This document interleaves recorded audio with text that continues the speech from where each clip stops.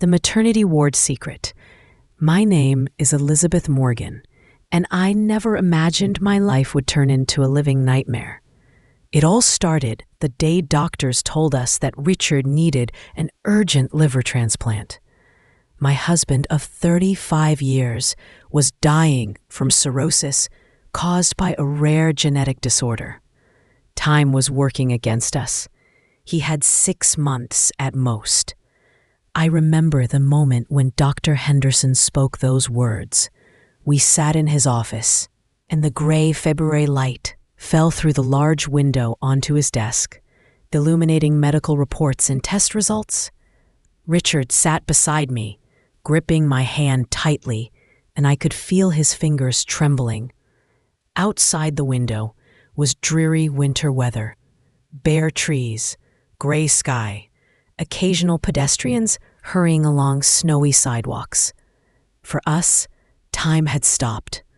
Dr. Henderson explained that our best chance was a living donor transplant from a close relative. Our children, Michael and Sarah, immediately volunteered for testing. Michael was 28, Sarah 32, both healthy, successful, loving children. Michael worked as an architect at a major firm, while Sarah was a manager at a small insurance company. I was so proud of them in that moment. I remember how Sarah hugged me in the hospital corridor and said she would do everything possible to save Dad. Michael also assured us he was ready for any sacrifice. In moments like these, you understand that you raised your children right, that they grew up to be kind and caring people. The initial tests went well. Both Michael and Sarah matched blood type and basic compatibility markers. The doctors were optimistic, saying the chances of successful surgery were high. We began preparing for the upcoming ordeal, reading medical literature, consulting with other specialists. Richard even cheered up a bit. For the first time in months, he believed he had a future. But then came the detailed genetic testing for tissue compatibility. The doctors explained that this was necessary to minimize the risk of rejection. The procedure seemed routine. A few more vials of blood, a few more days waiting for results. We had no idea that these tests would turn our entire lives upside down. That's when our world collapsed. I remember that Thursday in April when Dr. Henderson asked Richard and me to stay after the children's appointment. His face was serious, almost grim. He closed the office door and sat quietly for a long time, shuffling papers on his desk. Tension hung in the air, and I felt my heart begin to beat faster. Something was wrong. The doctor started from afar, talking about the complexity of genetic tests, about how sometimes results can be unexpected. But I saw something else in his eyes, sympathy mixed with professional detachment. He clearly didn't know how best to break this news to us. Finally, he told us the truth. The genetic tests showed something impossible. Sarah was not Richard's biological child. Silence hung in the office like a heavy blanket. Richard turned so pale that I feared for his heart, and I felt the world around me begin to spin. The doctor's words echoed in my head, but I couldn't process them. How is this possible? 32 years. Sarah was our firstborn. I remembered every moment of her birth, every contraction, every sleepless night in her first months of life. The doctor continued saying something about how the children were physically fine, that such situations sometimes happen, but I wasn't listening. Only one thought spun in my head: how to explain this? I had never cheated on Richard, not once in 35 years of marriage. I hadn't even had such thoughts. The drive home passed in complete silence. Richard gripped the steering wheel so tightly his knuckles turned white. I could see the muscles working in his jaw. He was trying to contain his emotions, and I sat beside him, feeling everything I had believed for 35 years crumbling. Our love, our trust, our family, all of it hung by a thread. At home, Richard exploded. 35 years of restraint and gentlemanly manners vanished in an instant. He yelled, accused me of infidelity, demanded explanations. His words hit me like a whip. He spoke of 32 years of lies, demanded I name Sarah's father, threatened divorce. I cried and swore I had never been unfaithful to him. But how could I prove my innocence? The facts spoke against me. A genetic test isn't something you can argue with, and I understood Richard's pain. Imagine learning that you had raised someone else's child for 32 years, thinking it was your blood. That all this time your wife had been hiding the truth about her infidelity from you. But I knew I hadn't cheated. That was the only thing I was absolutely certain of amid all this chaos. The following days became hell.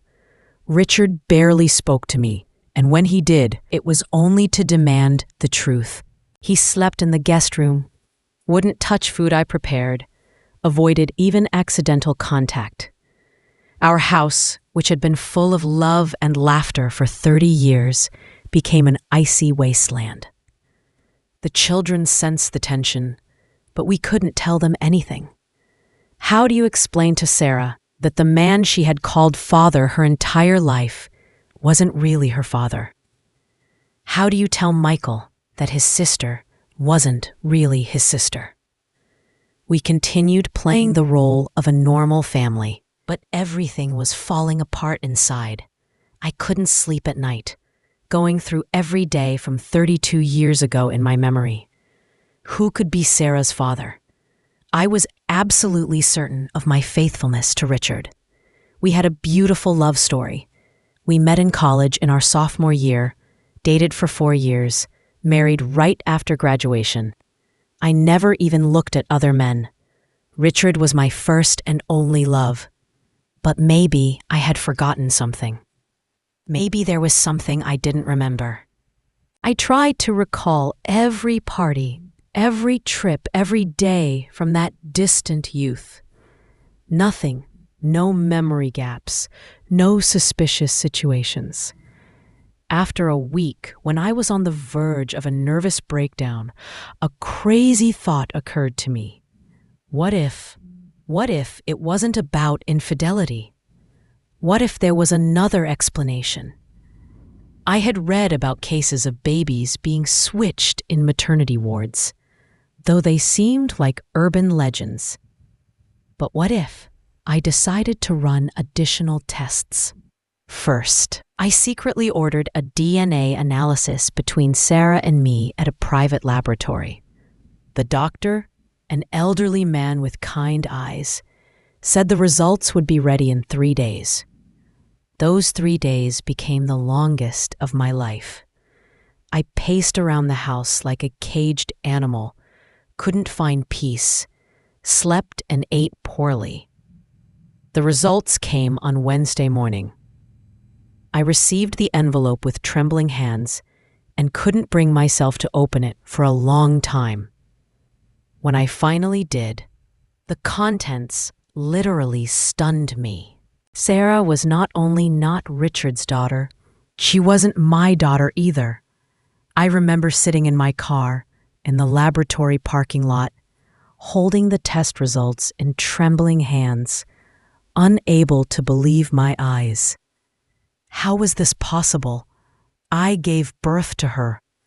I remember every contraction, every minute of those 18 hours of labor at St. Mary's Hospital. I remember how they showed me a beautiful, healthy baby. I remember how I first put her to my breast. Or did I? Maybe at that moment, when I was semi-conscious from exhaustion and painkillers, a switch occurred. Maybe they showed me the wrong baby. With these results, I went home to Richard. I showed him the papers silently. I simply couldn't speak. At first, he didn't understand what it meant, studying the numbers and medical terms. Then bewilderment mixed with hope appeared in his eyes. This meant I hadn't cheated.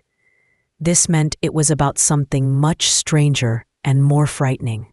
Somewhere our real daughter existed, and the child we had raised and loved for 32 years was genetically foreign to us.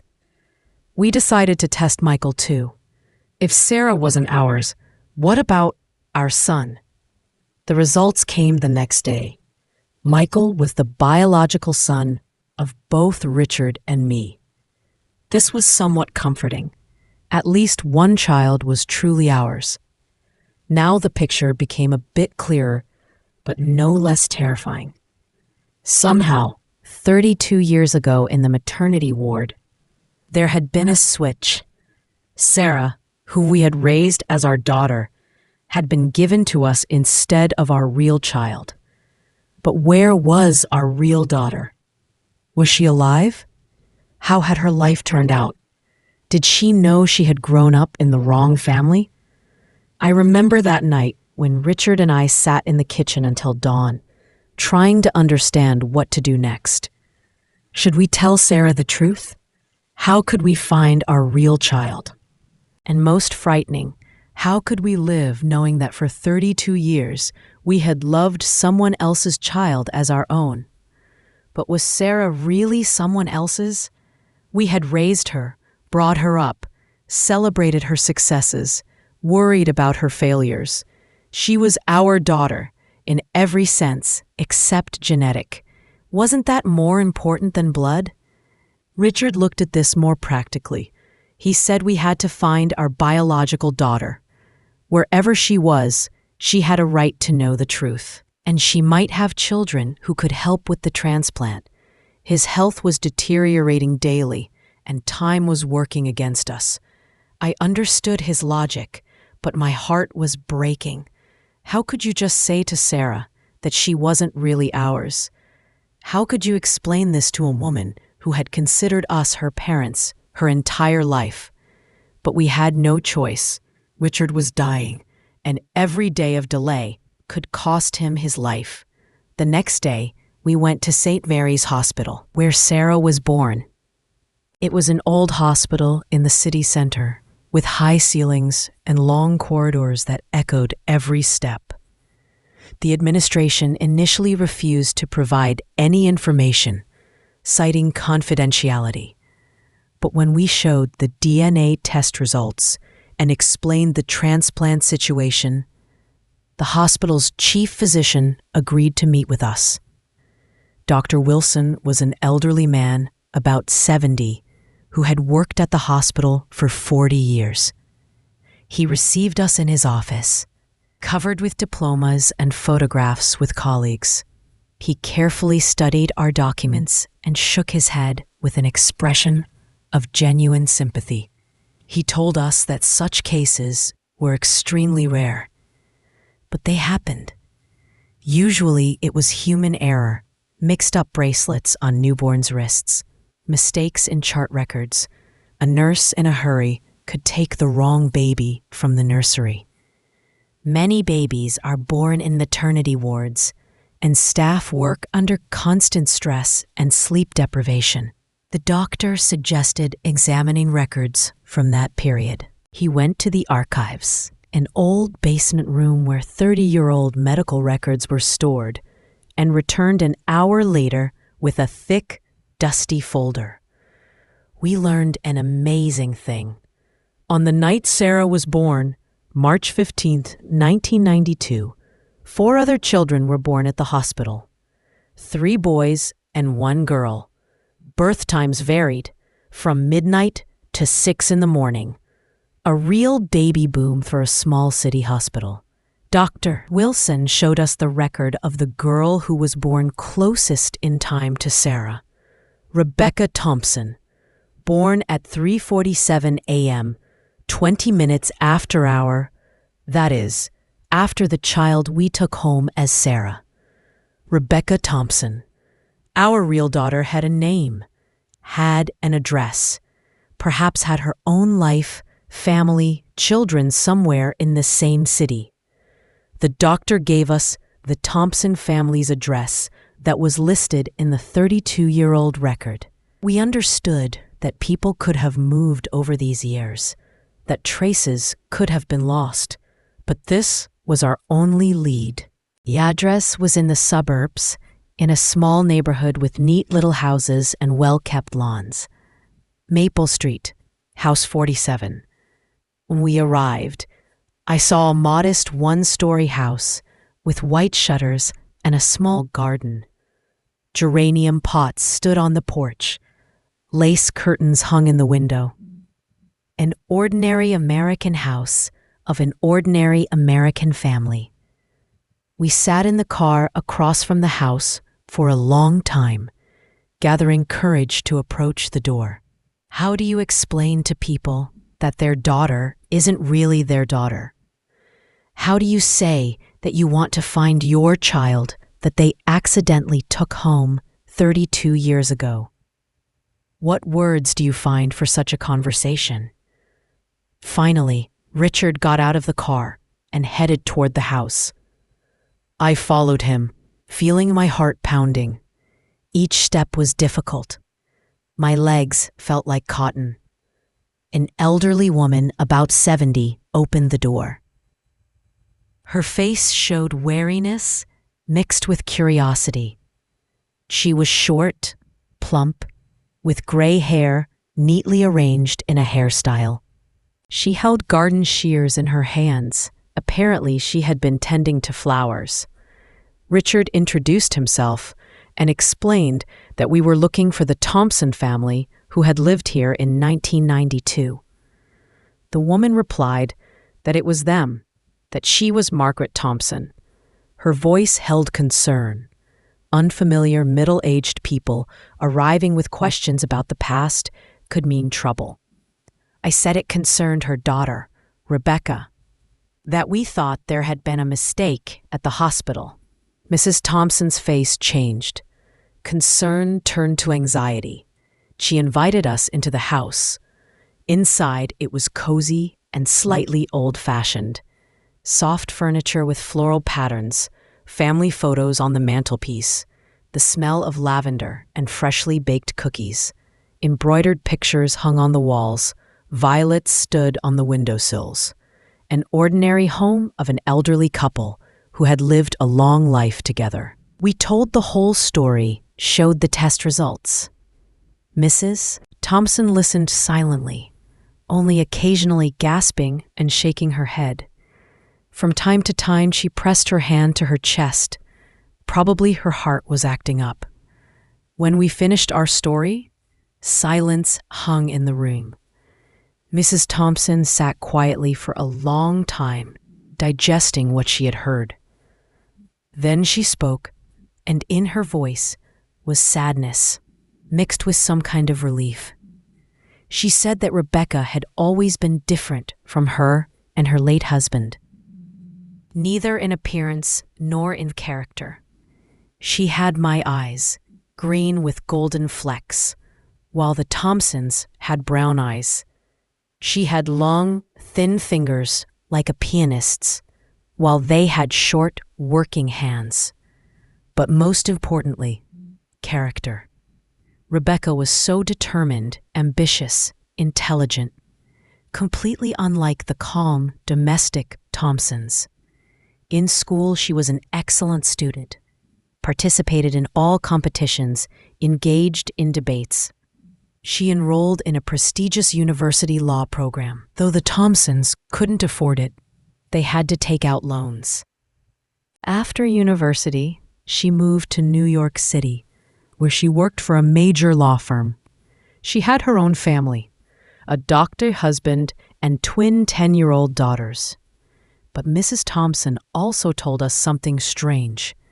In recent years, Rebecca had changed a lot. She had become withdrawn, rarely called home. And when she did call, she asked strange questions about her birth, about that time. She asked about the hospital, about the doctors who delivered her. She said she was having health problems, and doctors couldn't understand what was causing them. They requested family medical history. She asked for medical records, birth certificates, any documents from that time. But the Thompsons had almost nothing preserved. They weren't people who kept papers for decades. My heart began beating faster when I heard this. It turned out Rebecca suspected something was wrong. Maybe she too was looking for answers to questions about her origins. We got Rebecca's contacts, phone number and address in New York, and drove home with heavy hearts. Now we had to solve two extremely difficult tasks: how to contact our biological daughter and what to tell Sarah. We solved the first task faster. That same evening, when the children came to our house for dinner, Richard and I sat at the kitchen table and decided to tell them the whole truth. This was one of the most difficult decisions of my life, but there was no other way out. The reaction was predictable and simultaneously heartbreaking.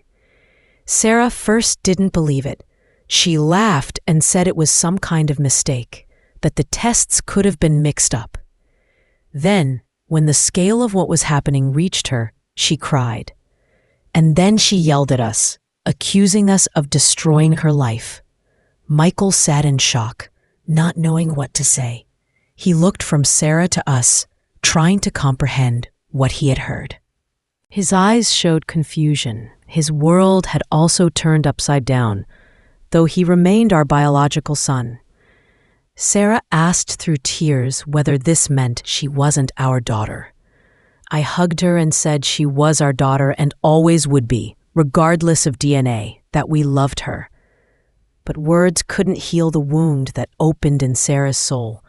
She felt betrayed, deceived, rootless. She said that all her life she had felt out of place in our family, that Richard and I were too intellectual for her, that she never understood our interests in art and literature, that Michael was always closer to us with his love of complex projects and creativity, while she felt like an outsider, preferring simple human joys. Now everything fell into place and it hurt. Michael took on the role of peacemaker. He supported both Sarah and us, though I could see how hard it was for him. His world had also turned upside down. The sister he grew up with turned out not to be related to him. Somewhere there was another sister whose existence he didn't know about. This wasn't easy for even an adult, mature person to accept. The next day, I called Rebecca in New York. The conversation was one of the most difficult of my life. At first, she thought it was a prank or fraud. Calls from strangers claiming to be your real parents sound like a cheap movie script.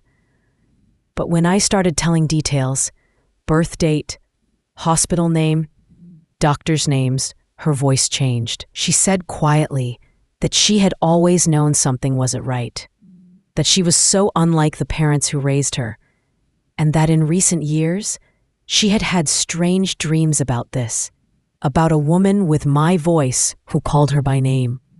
This moment gave me chills, a mystical connection between mother and child that doesn't break even after 32 years of separation, or just a coincidence to which we attach too much meaning. Rebecca agreed to meet us. She said she too had long been searching for answers about her origins, and our call was like an answer to prayer. She could come on the weekend. She had important work, but family was more important. The meeting was scheduled for Saturday at a cafe in the city center, neutral territory for everyone. We chose a quiet place where we could talk calmly without fear of prying ears. I didn't sleep all Friday night, imagining how it would be. Would I see something of myself in her? Would I feel a connection? Would it be like meeting a daughter or a stranger? Thousands of questions spun in my head, for which there were no answers. When Rebecca entered the cafe on Saturday afternoon, I recognized her immediately. Not because she looked like me, though the resemblance was striking, but because something in my soul responded, recognized her. The maternal instinct that had been dormant for 32 years awakened in an instant. She was a beautiful woman, tall, elegant, with intelligent green eyes. You could sense strength and confidence in her, qualities I had always admired in people. She was dressed stylishly but not provocatively. A dark blue suit, minimal jewelry, neat hairstyle. A successful businesswoman who knew her worth. And at the same time, I saw something familiar in her, a hand gesture when she tucked her hair behind her ear, the tilt of her head when talking, the way she squinted slightly when thinking. All of this was mine, but passed through another life, another upbringing. The conversation was initially strained, but gradually the ice began to thaw. Rebecca told about her life, and I listened with bated breath. After university, she worked at one of New York's largest law firms, specializing in corporate law. She married a surgeon named David. They had twin daughters, Emma and Sophie. She talked about how she had always felt like an outsider in the Thompson family. They were simple, kind people, but she didn't understand their measured life, their satisfaction with little. She wanted more: knowledge, success, recognition. She studied from morning to night, worked multiple shifts to pay for her education, strived for heights. The Thompsons loved her, but didn't understand her.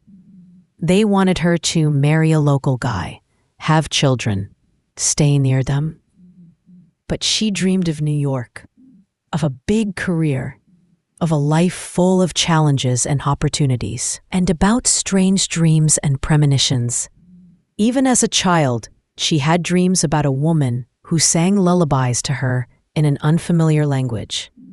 Later, when she grew up, this woman appeared to her in dreams at moments of important decisions, before entering university, before her wedding, before her children's births. Always silent, always with love in her eyes. And Richard and I told about Sarah, about how we loved her without knowing she wasn't our biological daughter, about how she grew up as a quiet, homely girl who didn't like competition and ambition, how she preferred spending time with friends rather than with books, how she chose the calm job of manager at an insurance company because she liked stability and predictability, working with people rather than documents. Two girls who had switched destinies. One grew up in a family that valued quiet and peace, but dreamed of storms. The other grew up in a family that encouraged ambitions and achievements, but wanted simple family happiness. Rebecca listened to our story with sadness in her eyes. She said she didn't want to destroy Sarah's life. Sarah was our daughter in the sense that mattered, in terms of love, care, shared memories. But she would like to meet her, and if Richard agreed, she was ready to undergo all tests for transplantation. At that moment, I realized Rebecca was a special woman. Despite all the pain and confusion, she was thinking not only about herself, but about other people in this complex situation. She was ready to risk her health for a man she had known only a few hours, but who was her biological father. Medical tests showed an incredible coincidence. Rebecca was a perfect match as a donor for Richard. Her liver was absolutely healthy. Blood type and tissue compatibility were ideal. Couldn't be better.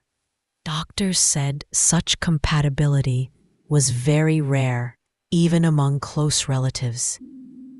This was a sign of fate, as if the universe was correcting its 32-year-old mistake. Rebecca could save the life of a father she hadn't known for 32 years. The meeting between Rebecca and Sarah was emotional and difficult. Both women were guarded, studying each other, looking for similarities and differences. Sarah was still angry at the whole world, at us, at the hospital, at fate. Rebecca tried to be delicate and not cross boundaries, understanding she was intruding into someone else's life. But the most painful situation was with Mrs. Thompson. After our visit, when we told her the truth, she didn't leave her house for several days. Then she called and asked to meet Sarah. She wanted to see her real daughter, the one who should have been with her all these years. The meeting between Sarah and Mrs. Thompson was incredibly painful. The old woman looked at Sarah with tears in her eyes, whispering that she had eyes like her late husband's, that she should have raised her, that they had lost so many years. Sarah was shocked. She saw in Mrs. Thompson the same pain she felt herself, but maternal closeness couldn't arise between them. It was too late. Too much had been lost. They remained practically strangers, connected only by common genes. Gradually, a strange bond began forming between Sarah and Rebecca. Not sisterly. They weren't sisters. Not friendly. There was too much pain between them. But some special connection between two women whose fates had been intertwined from birth through someone else's mistake. They could talk for hours about their childhood memories, comparing how differently their childhoods had passed. Sarah told about family trips, about how Richard and I took her to museums and theaters, though she found it boring, about how they made her read classics when she wanted to watch television, about how she always felt she disappointed us with her ordinariness. And Rebecca told about how she dreamed of parents who would understand her ambitions, about how the Thompsons looked with bewilderment at her pursuit of knowledge, at her plans to enter a prestigious university, about how she felt lonely among people who loved her but didn't understand her. The surgery was scheduled for early August. Rebecca insisted on being the donor despite the risks. She said this was her chance to save a father she hadn't known for 32 years, that this was her way of repaying a debt to fate. Preparation for surgery took several weeks. Rebecca underwent numerous examinations, consulted with the best specialists. Her husband, David, was initially against it. He feared for his wife's life. But then he understood that for Rebecca, this was more important than anything else, and he supported her decision. A few weeks before the surgery, something happened that changed everything. Rebecca came to our house with a folder of documents and a strange expression on her face. She sat at our dining table and said she had found something important. It turned out she had decided to conduct her own investigation of what had happened in the maternity ward 32 years ago. And what she discovered shocked all of us. This was not a random mistake. Rebecca pulled medical records, photocopies of documents, even old photographs from hospital archives from the folder. She had conducted a real detective investigation, using her legal skills and connections in medical circles. She remembered nurse Dorothy Clark, who worked in the maternity ward in 1992. This woman had retired many years ago, and finding her wasn't easy. But Rebecca was persistent. She found Dorothy in a nursing home on the outskirts of town. The old nurse had dementia, but sometimes had lucid moments. Rebecca visited her several times, patiently waiting for moments when memory returned to her. And during one such meeting, the woman remembered something. She told Rebecca that she remembered that night, remembered two beautiful newborn girls, remembered how she thought that the poor Thompsons should have a beautiful baby. They had already lost two children in infancy and deserved happiness. And the Morgans were wealthy people. They would manage with any child. Dorothy Clark had deliberately switched the children. Silence hung in our living room when Rebecca told us this. I felt blood drain from my face. The nurse was playing God, deciding the fates of children and families? How could she make such a decision? But the story was even more terrible. Rebecca found out the details of that night. She was born premature, a month early, weighing only 4 pounds. In 1992, this was a serious problem. Technologies for caring for premature babies weren't as advanced as now. Doctors weren't sure she would survive. And Sarah was a strong, healthy baby, weighing 7.5 pounds. No problems, no risks. Dorothy decided that the Thompsons, who had already experienced the death of 2 children, wouldn't survive another loss. That they needed a healthy baby who would definitely survive. And we, in her understanding, were wealthy and strong enough to fight for the life of a weak child. I looked at Rebecca, a strong, successful, healthy woman, and couldn't believe that once she had been a fragile, premature infant whose life doctors fought for. And Sarah, always healthy and strong, should have been with us from the beginning. Rebecca continued her story. Dorothy told her one more terrible thing. She didn't make this decision alone. There was someone else who helped her carry out the switch. A doctor. But she didn't remember the name. Dementia erased details, leaving only the general picture. At that moment, I became frightened. How many other families had suffered from such good intentions? How many other children had grown up in the wrong biological families because someone decided they knew better than fate what would be right? We discussed for a long time what to do with this information. We could go to the police, try to find that doctor, create a scandal. But what would this lead to? Dorothy was too ill to be held responsible for her actions. The doctor might already be dead. 32 years had passed. And proving anything after such a period would be almost impossible. The main thing was that we had found each other. That the truth had finally come out, however painful it might be. The surgery took place in early August and became one of the most stressful days of our lives. We all gathered at the hospital. Me, Michael, Sarah, even Mrs. Thompson came. Rebecca's husband, David, flew in from New York with their daughters. The surgery lasted 8 hours. 8 hours we sat in the hospital corridor, drank coffee from the machine, tried to read magazines. But our thoughts were about something completely different. I prayed. For the first time in many years, I prayed truly, asking God to save both Richard and Rebecca. Finally, the surgeon came out to us with a smile on his face.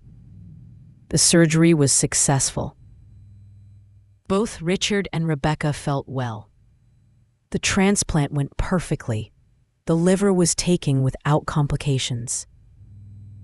Recovery was slow but sure. Richard felt better every day.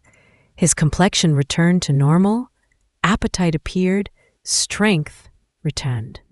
Doctors said they hadn't seen such perfect compatibility in many years. And Rebecca recovered with amazing speed.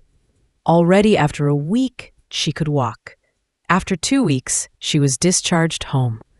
She said she felt lighter than before the surgery, as if she had given not part of her liver, but part of the burden she had carried all her life During Richard's recovery, something amazing happened. Our strange, complex family began to grow together into something new.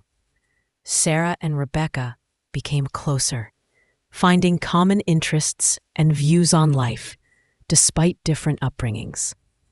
Michael accepted Rebecca as a sister, not biological, but by choice of heart. And I realized that a mother's heart is truly capable of loving boundlessly. I loved both Sarah, whom I had raised for 32 years, and Rebecca, whom I had given birth to, but only now met. Love didn't diminish from having to be divided between two. It doubled. Rebecca often came from New York, bringing her twin daughters, our granddaughters we hadn't known. Emma and Sophie were charming 10-year-old girls, and in them I saw traits of our family that had skipped a generation. Emma had Richard's hands, long musician's fingers. Sophie had my stubborn chin and habit of biting her lip when she thought. Sarah also began to change. The shock of discovery gradually passed, and she understood something important. Biological kinship wasn't the only thing that makes a family a family. Love, care, 32 years of shared memories. This also had enormous meaning. She began seeing a psychologist to work through her feelings about what had happened. Gradually, the anger went away, leaving room for acceptance and understanding. She said that for the first time in her life, she felt in her right place. Now she knew why she had always felt like an outsider in our family. Mrs. Thompson occasionally meets with Sarah, but these meetings are painful for both. It's too late to build a maternal relationship. Too much has been lost. They remained practically strangers, connected only by common genes. And with Rebecca, she has complicated feelings.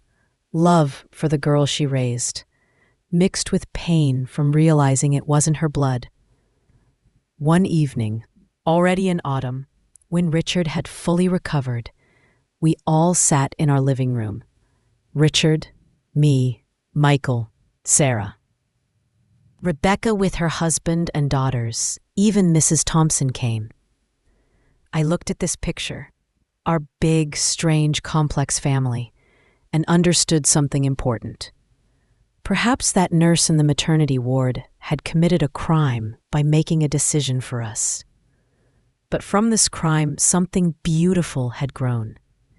We didn't have an ordinary family, but much more. We had 2 daughters instead of 1, 4 granddaughters instead of 2. We had survived pain, mistrust, the shock of discovery, but emerged from this trial stronger and closer to each other. Richard fully recovered. Doctors said the transplant went so perfectly that Rebecca's liver integrated into his body as if it belonged there. Maybe there was special magic in this. A daughter literally gave new life to a father she hadn't known for 32 years. Now, a year and a half after all these events, I often think about the mysteries of fate, about how one mistake or crime can change the lives of many people, about how family isn't just blood ties, but choice, love, the willingness to accept each other as we are, about how sometimes the most terrible events in our lives can lead to the most beautiful discoveries. Dorothy Clark died last autumn. We learned about it by accident from an obituary in the local newspaper. I don't know if I've fully forgiven her. She caused us pain, deprived us of 32 years with our biological daughter, destroyed the lives of 4 families with her decision to play God. But she also gave the Thompsons Rebecca, an intelligent, determined girl who became their pride, even if they didn't understand her. And to us she gave Sarah, a kind, gentle daughter who brought warmth and simple human joy to our intellectual family. Who can say whether this was right or wrong? Who knows how our lives would have turned out if not for that switch in the maternity ward? Sometimes at night, I still dream of that 1992 maternity ward. I see a young nurse standing over two crimps with newborns, making a decision that would change the lives of two families forever.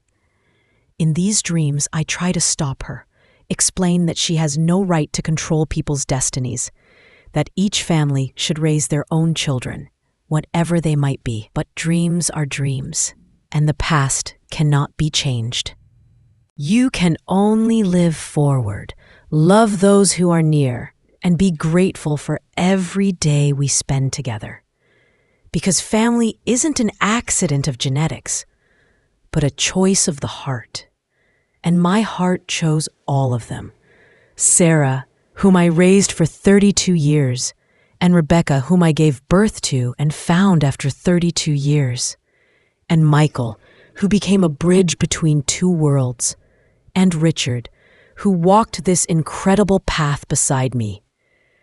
The maternity ward secret is solved. We know what happened that night and why, but the real secret is love that can overcome any trial and unite hearts, even when it seems all is lost forever.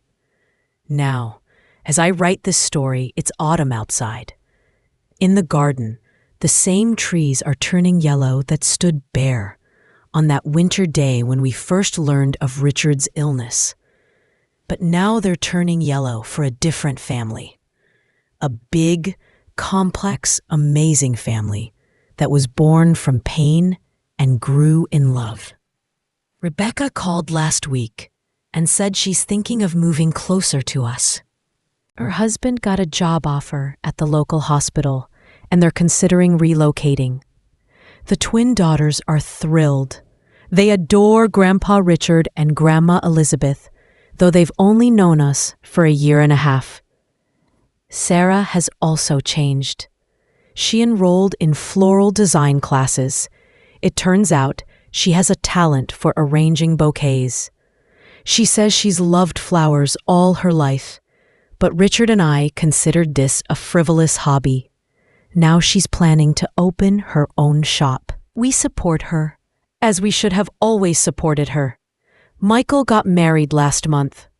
Everyone was at the wedding. Our strange family and the bride's parents, who at first didn't understand why we had so many children and grandchildren with different last names. But when we told them our story, they cried with us. And Mrs. Thompson, she became part of our big family, though not in the usual way. She still loves Rebecca as a daughter, but now knows the truth. And sometimes, on particularly difficult days, she comes to us just to sit in silence. We understand each other without words. Two mothers who lost and found their children simultaneously. My name is Elizabeth Morgan, and I'm the mother of two wonderful daughters. It doesn't matter what DNA tests say. It doesn't matter what decisions other people made 32 years ago. Only what the heart says matters. And my heart knows the truth. I'm the happiest mother in the world. Because I don't have one family, but two. Not one love story, but many stories woven into an amazing pattern of destiny. And if I had to go through all this pain again, knowing what it would lead to, I would agree. Because love always wins, always finds its way, always turns tragedy into miracle. This is the real secret. Not what happened in the maternity ward, but what lives in human hearts. The secret of boundless maternal love that knows no boundaries of time and blood.